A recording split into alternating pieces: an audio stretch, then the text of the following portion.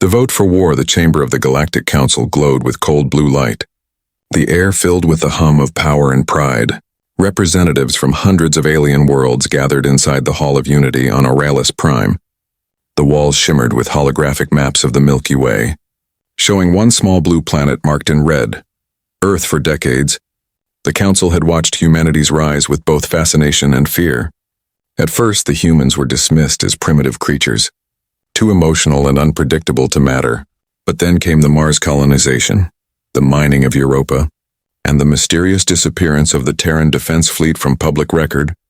Rumors spread like wildfire. Earth was hiding something. Councillor Valor of the Trinith Empire slammed his clawed hand against the table, his voice sharp like metal scraping stone. "We cannot allow this Death World species to continue unchecked," he said. "They expand too fast, fight too fiercely, and ignore every treaty we offer." Another councillor, a feathered being from the Kori Dominion, spoke softly. "But they have not attacked anyone. Perhaps they only seek peace." "Peace?" Valor hissed. "Do you call their silence peace? They are preparing, I can feel it." His golden eyes glowed with anger. "Every day they vanish deeper into their own systems, building ships we cannot track." The chamber filled with noise, voices arguing, echoing, shaking the floor. Some demanded diplomacy, others demanded action. The Supreme Chancellor of the Council, an ancient being named Raitan, raised his skeletal hand and the room fell silent. His voice was calm yet heavy with authority. "The motion before us," Raitan said, "is to begin a full-scale preemptive campaign against the human race. Shall the Galactic Council declare war on Earth?" The lights dimmed as the voting crystals floated above the delegates. One by one they turned crimson, the color of war. Only a few remained blue, the color of peace. But they were quickly drowned out by red light spreading through the chamber. The result was final. The Council had voted for war. A deep vibration passed through the room as the decision was recorded into galactic law. The war against Earth had officially begun outside. The news spread across the stars within seconds on dozens of alien worlds. Soldiers cheered, commanders smiled, and citizens celebrated. They believed victory would be quick and glorious after all. Earth was just one planet, one small world against the entire Council's armada. But on Earth there was no panic. In a silent room beneath the mountains of Colorado, human generals stood around a single glowing table. The words "Galactic Council declares war" scrolled across the holo screen. General Hayes leaned forward, his voice calm but cold. "So they finally decided," he said, pressing his thumb on a black panel marked Project Nemesis. The table came alive with data streams, ship logs, and activation codes hidden from the world for almost a century. Beside him, a scientist named Dr. Lin said quietly, "They think we're still building." Hayes nodded slowly. "Let them think so," he said. "They believe they're the hunters." But they just walked into a trap. Deep beneath the Atlantic Ocean, massive doors began to open, revealing a fleet of dark warships, their hulls marked with the symbol of Earth. No lights shone on their surface. They absorbed the glow around them, like predators waiting to strike on Auralis Prime. Councillor Valor received the first human transmission.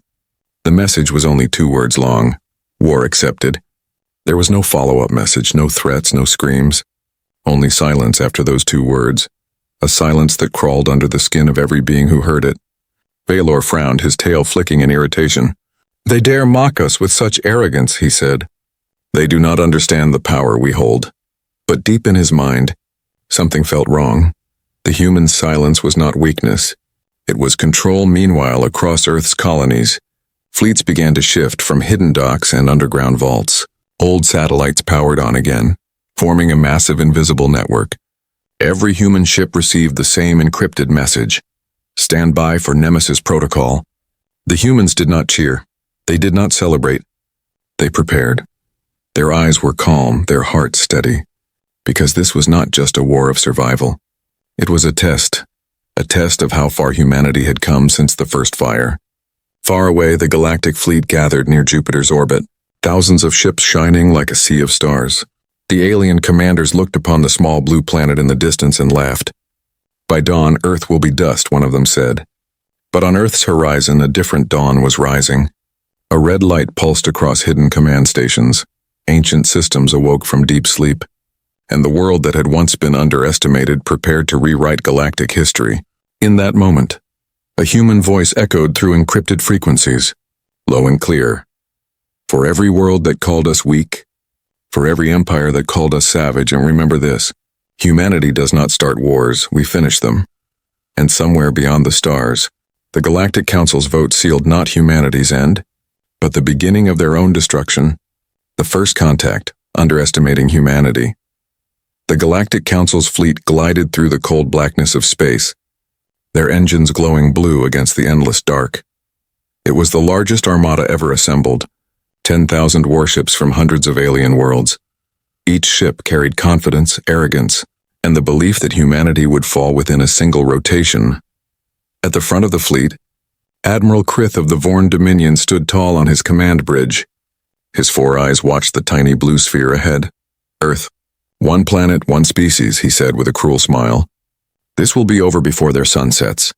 But beneath that calm blue planet, deep within layers of steel and oceans, Earth was not silent in hidden command bunkers. Quiet signals pulsed through invisible frequencies. A voice whispered through the neural network of the Nemesis fleet. Operation Eclipse initiate one by one. Human warships awoke in the darkness of space, unseen, unheard. Their black hulls reflected no light. Their names were carved in silence. Valkyrian, Aegis, Reaper, Ghostline. Each ship connected through a web of encrypted data streams that no alien scanner could detect. Above the moon, the first alien scout vessel broke formation, its pilot eager to prove himself. Scanning for human defenses, he reported. No orbital weapons detected, no fleet in range. Earth is unguarded, the Admiral laughed. Prepare the invasion pods, he ordered. Target their major cities first. We will show them the mercy of extinction. But just as the command reached the fleet, something shifted. Space rippled. A distortion like a storm in the void, sensors began to fail. Static screamed across the communication lines. Admiral, we are detecting, the officer's voice broke. Something large. Multiple contacts appearing at Vector 019. The Admiral turned, his eyes narrowing. What contacts? There is nothing in that sector, and then the stars disappeared. A massive shadow emerged from the dark. A ship larger than any the galaxy had ever seen. Its surface shimmered like black glass. Absorbing all light around it, it carried no visible weapons. No markings, no energy signature. Yet every ship around it began losing power. Impossible, the Admiral whispered. What is that? A voice echoed through their comms, deep. Calm, human. This is Earth Defense Command. You are trespassing in Sol territory. You will turn around immediately. Every alien on the bridge froze. The voice carried no fear, only certainty. The Admiral sneered. Fire all weapons. The fleet unleashed a storm, beams of plasma, quantum torpedoes, rail cannons, a flood of destruction aimed at the dark ship. For 10 seconds, space itself burned, but when the light faded, the human ship was still there, untouched. Then, with no visible movement, it responded. A single pulse of blue energy erupted from its hull. Silent, clean, precise. It crossed the fleet like a whisper through fog, and when it passed, half the alien ships were gone, simply erased, leaving behind only drifting dust. Panic spread. Our systems are collapsing, screamed one commander. Shields are melting, engines are offline. On the human ship's bridge, Commander Elias Reeves stood motionless, his eyes cold as the stars. No communications, he said quietly. No negotiations. No warnings. Earth's strategy was clear. Shock, silence, and supremacy. Far away on Aurelis Prime, the Council watched through live transmissions. Their laughter had stopped. Now they stared in disbelief.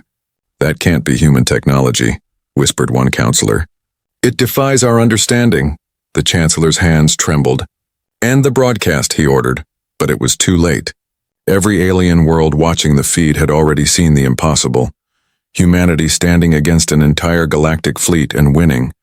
Back near Earth, the Admiral's flagship floated helplessly, its shields broken. He looked into the void and saw hundreds of human warships now uncloaking one after another. They formed a perfect formation, silent and unmoving. Each ship carried a faint red light across its hull, the mark of Project Nemesis. The Admiral's voice cracked. This is not possible. They were supposed to be sentries behind us. A second human transmission arrived. To the Galactic Council fleet, you wanted war, you have found it. This battle is over. Before the Admiral could respond, his ship was enveloped in light and vanished. No explosion, no debris, just erased from existence. In the command bunker on Earth, General Hayes watched the data feed with expressionless eyes. "First contact confirmed," he said quietly, "and first victory secured." Dr. Lin turned toward him, her voice low. "They will send more." Hayes nodded. "Then we'll show them what humanity really is." He looked out the window at the stars. "They thought we were just survivors," he said. "But we are something else, something they never understood." Across the galaxy, panic spread among the alien empires. Some worlds went dark, afraid to transmit signals that might attract Earth's attention. The Council tried to calm its people, but no words could erase the image of that black ship tearing through their most powerful fleet. And in the quiet of space far beyond Mars, thousands of human ships drifted in formation, waiting. A transmission pulsed through their network. Phase 2 begins in 24 hours. The Nemesis fleet was not built to defend. It was built to remind the galaxy Earth was not a weak world in need of protection. It was the storm that ended arrogance. And as the Galactic Council tried to understand what they had awakened, humanity prepared its next move, silent and unseen, like the ghosts of an ancient fire rising once more. The Fall of Fleet Sigma, A. Lesson in Fear. The remnants of the galactic fleet drifted silently near Jupiter's orbit, wreckage floating like broken bones in the dark. What had once been a proud armada was now a graveyard of steel and fire. The Galactic Council named it Fleet Sigma, their strongest battle group, and it had been reduced to dust within hours. On Auralis Prime, panic spread like a virus. The council chamber that once echoed with pride now trembled with fear. Delegates shouted over each other, some demanding peace, others screaming for revenge. The Supreme Chancellor slammed his hand against the crystal table. "Order!" he roared. "We will not lose control." But control was already gone. Holograms flickered to life around the chamber, replaying the battle from thousands of perspectives. Every frame showed the same thing. Alien fleets firing everything they had, and human warships not even moving. Just one pulse, one flash, and entire fleets disappeared. No screams, no explosions, only quiet erasure. Counselor Valor rose to his feet, his eyes wide. "They destroyed Fleet Sigma in under 13 minutes, he said. "No weapon in galactic history has done this." The Chancellor turned to the military representatives. "Deploy the vanguard fleets, all of them," he ordered. "We will strike again before they regroup." But as the fleets began to mobilize, a strange silence filled the network. Dozens of ships lost contact with Central Command, their signals replaced by static. The officers thought it was interference, until the static began to speak. It was a voice, human, calm, and steady. "You have entered restricted space, you were warned." And then every ship's system froze, engines shut down, weapons powered off, and gravity failed. Alien crews floated helplessly as their ships went dark. Outside, in the black void, small flickers of light appeared, tiny metallic drones spreading like silver dust. They latched onto hulls, drilling through armor, feeding streams of code into systems. Within seconds, entire fleets were under human control. From Earth's command center, General Hayes watched as thousands of alien ships began to turn on each other. Their formations broke apart. Friendly fire filled the void. "Cyber dominance confirmed," said Dr. Lin, her voice shaking. "They're using their own ships against them." "Good," Hayes replied.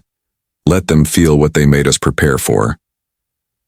Above Saturn, the flagship Valkyrian emerged from cloak, its enormous silhouette blocking the stars. Its surface glowed with faint red veins, alive with power. On its bridge, Commander Reeves stood before a holographic display showing the chaos around Jupiter.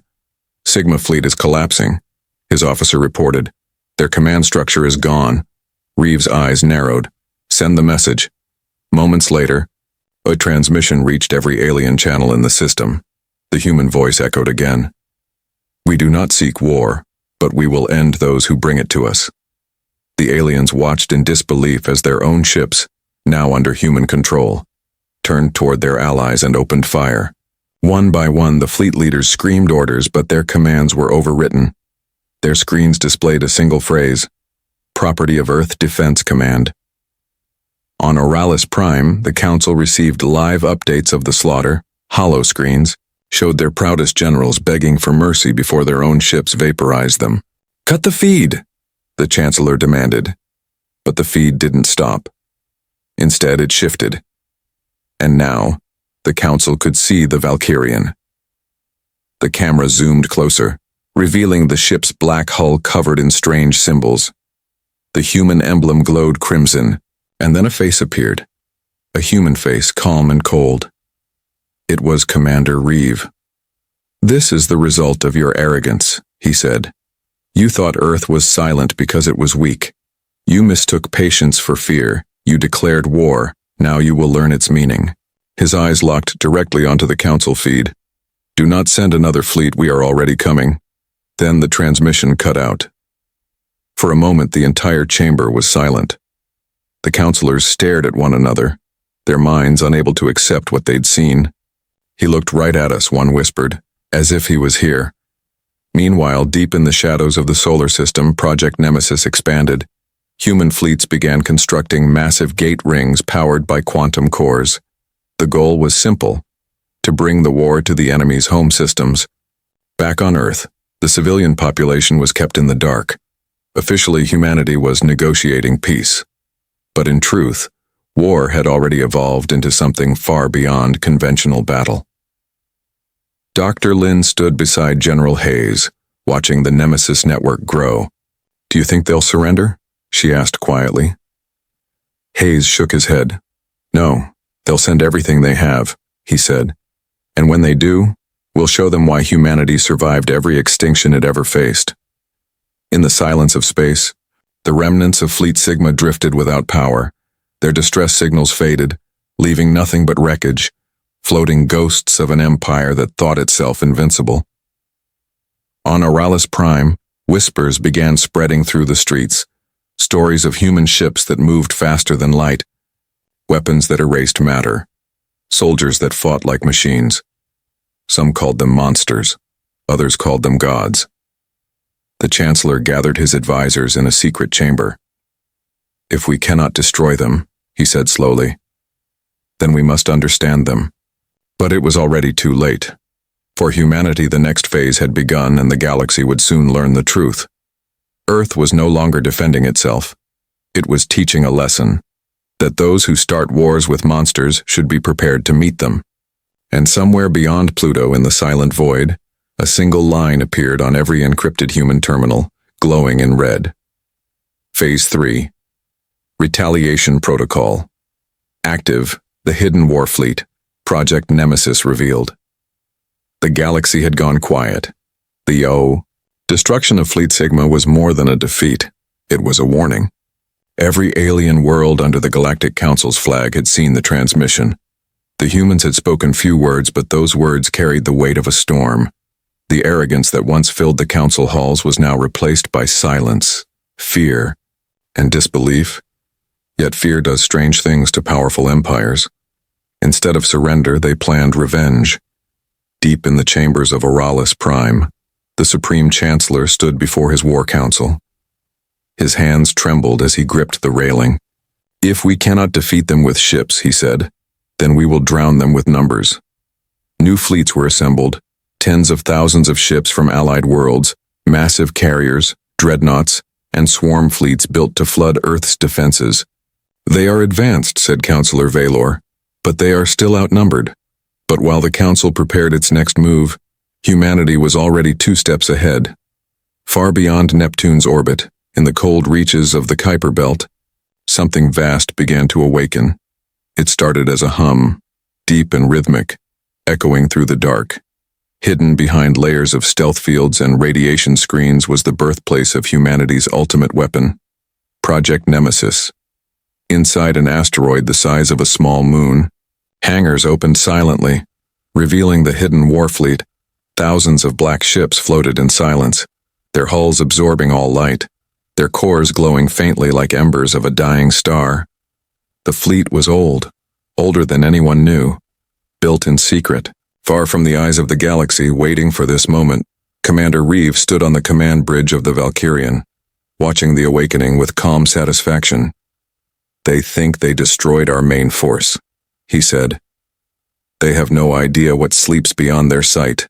A soft voice replied behind him. It was Dr. Lin, now assigned as strategic advisor aboard the Valkyrian. "I never thought I'd see the day this project came online," she whispered. "It was only a myth," Reeve smiled faintly. "The best weapons always are." Rows of operators worked quietly, activating dormant systems. Massive gates began to power up, linking the hidden fleet through subspace tunnels invisible to alien sensors. Each gate shimmered with liquid light, humming softly as data and energy passed through. General Hayes's hologram appeared before Reeve. "Status report. All systems green," Reeve replied. "Nemesis fleet operational, stealth grid active, awaiting orders." Hayes nodded. "Then it's time," he said. "Begin retaliation." And with that, the hidden warfleet began to move. Space bent around them as their jump drives activated not through hyperspace, but through something else, a human-created corridor known only as the Rift. No alien technology could follow, no radar could detect it. Within seconds, the fleet vanished completely, leaving behind nothing but empty darkness. Moments later, far away in the heart of the Orion Arm, alarms screamed across an alien shipyard orbiting Verntal, a world known for building the Council's dreadnoughts. "Unidentified signatures detected," an officer shouted. They came out of nowhere.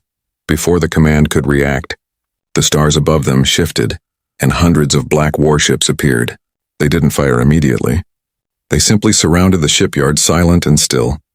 Then a voice echoed across every channel. "This is Earth Defense Command. Your actions brought war to our home. Now the balance will be corrected." Beams of dark energy sliced through the shipyard like lightning through clouds. Dreadnoughts shattered before they could raise shields. Stations melted into molten metal. The battle lasted 6 minutes. When it ended, nothing remained but drifting debris glowing faintly red. The message was clear. Earth could strike anywhere, anytime, unseen and unstoppable. Across the galaxy, the news spread faster than light. Entire colonies stopped transmitting. Council worlds shut down their long-range scanners in fear that even listening to human frequencies might make them targets. The Galactic Chancellor demanded answers. Where are they? How are they doing this? But no one knew. Humanity had disappeared again into silence. Meanwhile, aboard the Valkyrian, Commander Reeve studied the map of the galaxy. "They're still building fleets," he said. "Still believing this is a fight they can win." Dr. Lin leaned closer, her eyes cold. "Then we make them remember." In the shadow of Saturn's rings, another human fleet rose from a hidden dock, massive and silent. The ship names were Grim, Oblivion, Revenant, Nightfall, and Abyss. Their purpose was not conquest, it was demonstration. Humanity wanted the galaxy to understand the cost of arrogance. Back on Oralis Prime, the Council's communication lines filled with distress signals. Colonies vanishing without warning. Shipyards destroyed, satellites gone dark. "They're not just fighting," whispered Counselor Valor. "They're teaching us." The Chancellor's eyes dimmed. "Teaching us what?" Valor swallowed hard. "Fear," he said softly. "The kind only Death Worlders can create." At that moment, the main screen in the Council chamber flickered. Static filled the air, and then the image of Earth appeared. Blue and peaceful, a voice followed. "Human. Emotionless, steady. You declared war to prove your dominance," the voice said. "But you never understood what you challenged. You looked at our planet and saw weakness, but Earth was never weak. It was patient." The message ended with a single phrase that burned itself into every Council archive. Project Nemesis has only just begun. In that moment, every alien leader realized the truth. Humanity hadn't shown its full power yet. They were only testing their response, and somewhere deep within the rift, thousands of human ships prepared for their next target. Engines hummed softly as the fleet aligned with its next coordinates. Humanity was done hiding, and the galaxy had just met the storm it created. The battle for Oralis, humanity strikes back. The galactic capital. Oralis Prime had never known fear for centuries. It stood as the symbol of control and unity, a world of crystal towers and golden skies, protected by the most powerful defense grid in the known galaxy. Its citizens believed themselves untouchable, believing no enemy could ever reach their shining world. That illusion ended at dawn. It began with silence. The kind of silence that feels wrong, too heavy, too complete. Every sensor, every satellite, every long-range scanner on Oralis flickered and died. A moment later, the planet's defense system went offline. The entire sky above the capital dimmed. Inside the council chamber, chaos broke out. Technicians shouted reports. Our satellites are down. Orbital shields not responding. We've lost contact with the outer defense ring. The Supreme Chancellor stood, trembling. Who was attacking? No one answered because no one could see anything. And then the stars vanished. At first it looked like an eclipse, but as the shadow grew, it became clear something enormous had entered orbit. The void shimmered as the Valkyrian decloaked above the planet, followed by thousands of black warships forming a silent ring around Oralis Prime. Every alien eye stared upward in horror. The human fleet had arrived, Counselor Valor whispered. How did they breach our warp perimeter? The Chancellor could barely breathe. They didn't breach it, he said. They were already inside. From the surface, the fleet looked like a night sky that had fallen from the heavens. Ships with no visible engines, no markings, just endless shadows, and in all of them facing down a signal pierced the atmosphere.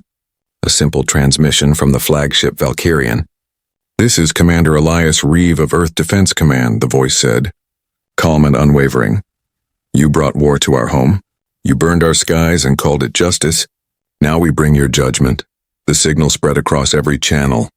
Every planet under Council control. Humanity wanted them to watch. Oralis Prime's defense grid tried to respond. Thousands of plasma turrets rose from the ground, targeting the nearest human ships. But before they could fire, the turrets powered down, hijacked by invisible code. The same cybernetic virus that had crippled Fleet Sigma now infected the planet itself. Activate emergency shield, screamed a commander. Divert all power to core defense. Too late, the human fleet moved as one. Every ship opened fire in synchronized precision. The bombardment was not chaos, it was a pattern. A message written in destruction.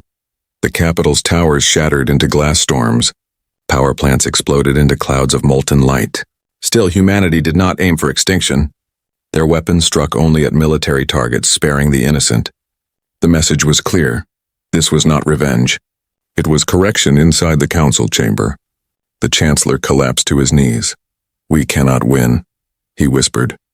They're gods, no, Valor said bitterly, watching as the sky burned. They're humans. On the Valkyrian's bridge, Commander Reeve stood before the main viewport, his eyes reflecting the light of burning cities. End Phase 1, he ordered, and open communication with their leadership. The channel connected. The Council's faces appeared. Broken. Terrified, trembling, Reeve spoke softly. You thought peace was weakness. You thought our silence was surrender. But Earth does not kneel. Behind him, the stars flared as another fleet uncloaked. The Oblivion-class carriers. Each one carrying entire divisions of automated war machines. Their presence alone crushed any remaining hope. We will not destroy you, Reeve continued, but we will end your rule. The galaxy will be free from your corruption. The Chancellor, pale and shaking, whispered, What do you want from us? Reeve's expression hardened.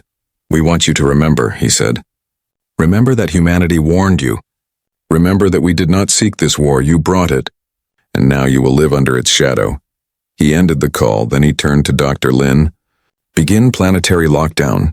The fleet deployed hundreds of drones, forming a glowing net around Oralis Prime, blocking all communications, trapping every warship still loyal to the Council. Within minutes, the once mighty galactic capital was completely isolated. Back on Earth, General Hayes watched the feed from orbit. Oralis is contained, Reeve reported. Their fleets are crippled. Defense is offline, Hayes nodded. Hold position, he said. Let them see what happens to those who underestimate humanity. As the fleet maintained orbit, a strange calm fell over the planet. Smoke rose from the shattered capital, but the bombardment had stopped. For the first time in millennia, Oralis Prime was silent in the streets.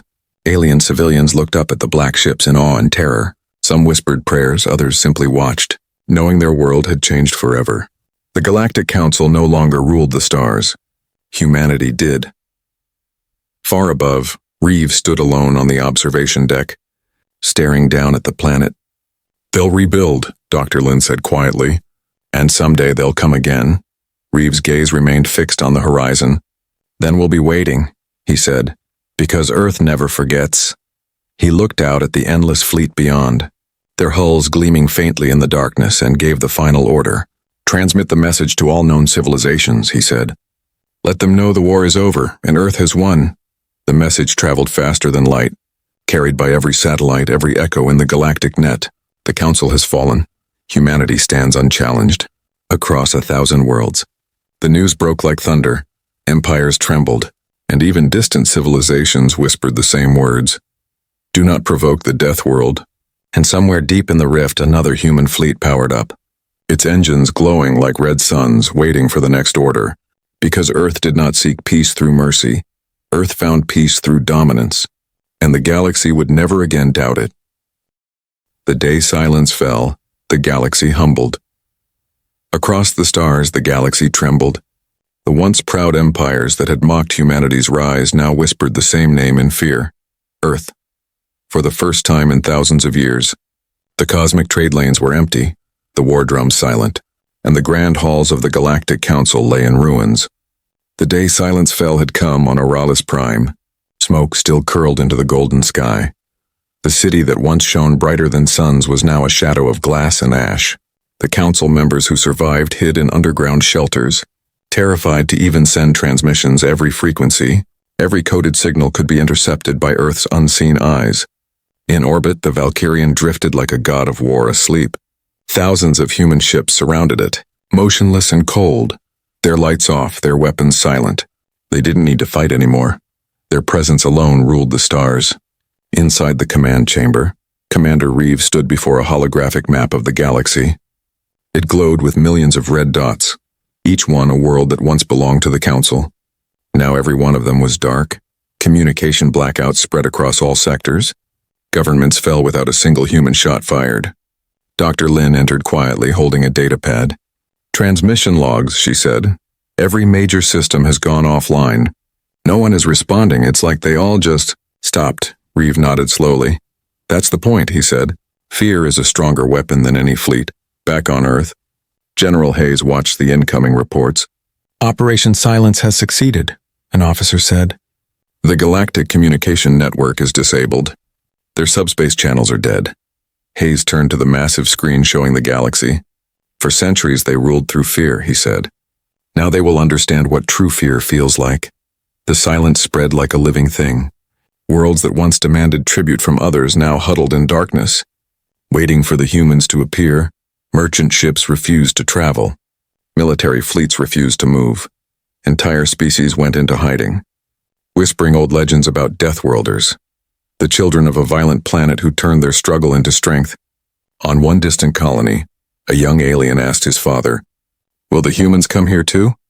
The father paused, looking up at the sky. "No one knows," he said, "but if they do, pray they come in peace." Back on Auralis Prime, a small drone entered the Council's shattered chamber. It projected a holographic message. The Chancellor, trembling, activated it. The image of Commander Reeve appeared once again. "This is the end of your arrogance," Reeve said, his voice low but clear. "You declared war on a world that never sought it. You feared us because we were different. Because we survived where you would have perished. You called us savages. Now you will call us sovereigns." The hologram flickered, then continued. "Humanity will not rule your worlds. We will not enslave your people, but from this day onward, every world that dares to harm another will answer to Earth."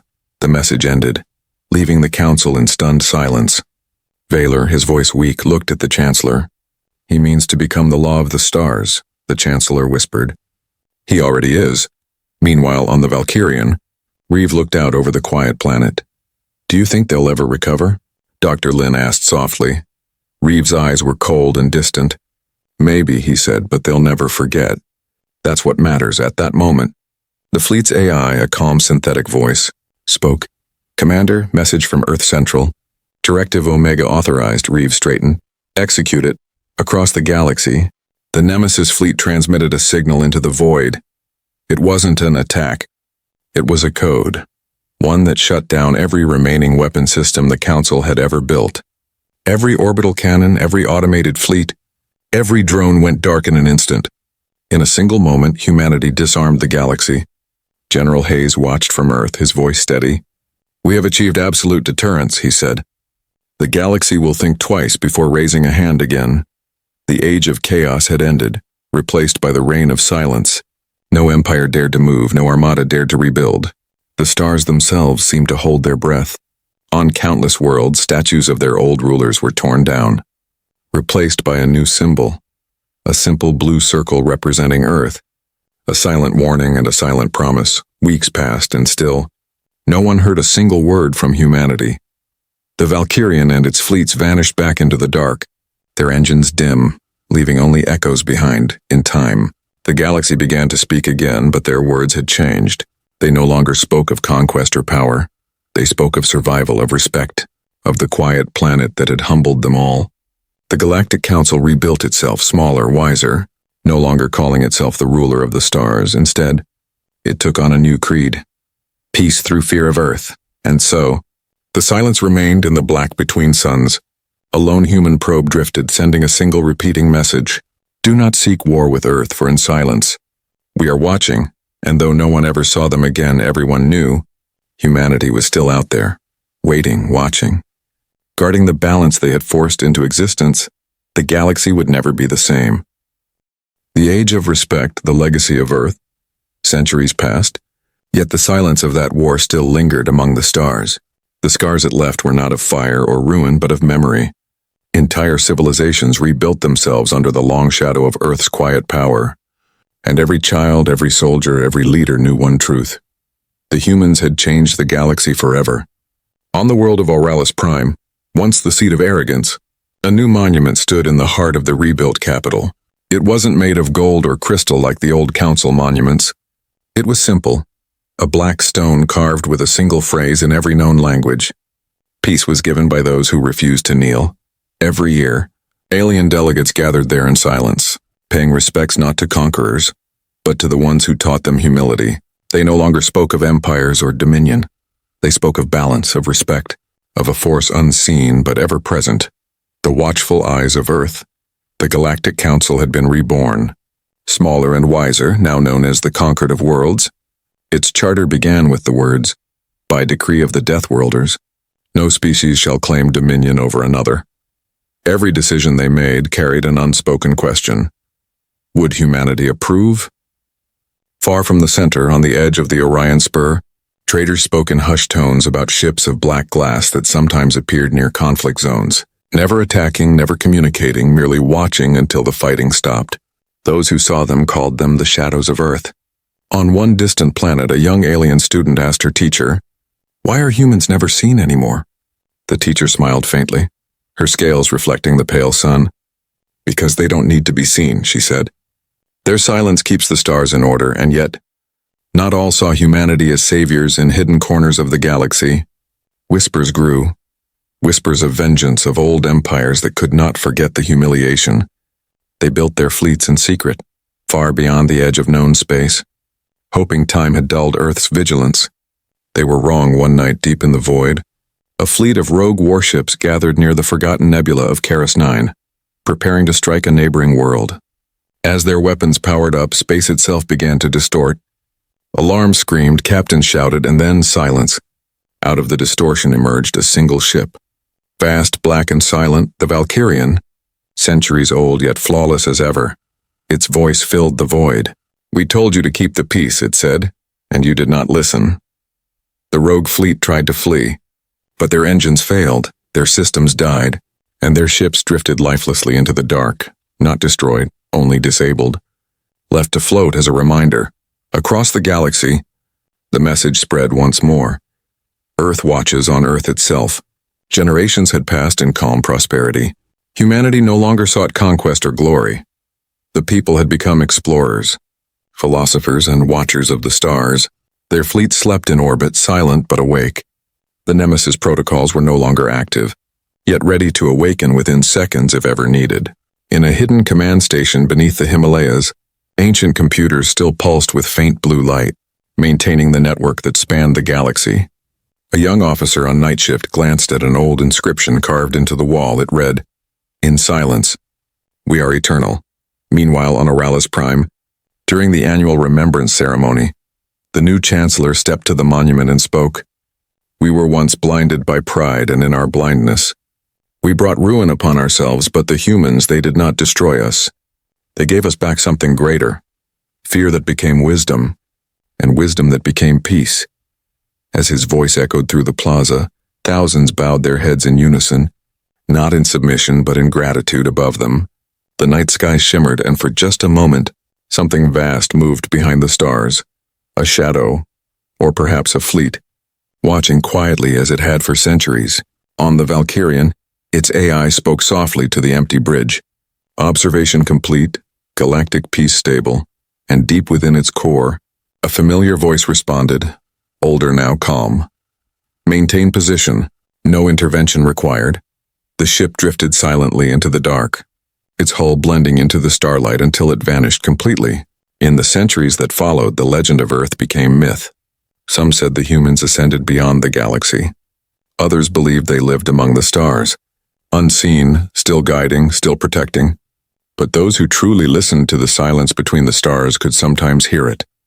A faint pulse, rhythmic, steady like a heartbeat. The heartbeat of Earth, and every world knew, as long as that heartbeat remained, the galaxy would never fall into chaos again. For humanity had not conquered the stars, they had become them.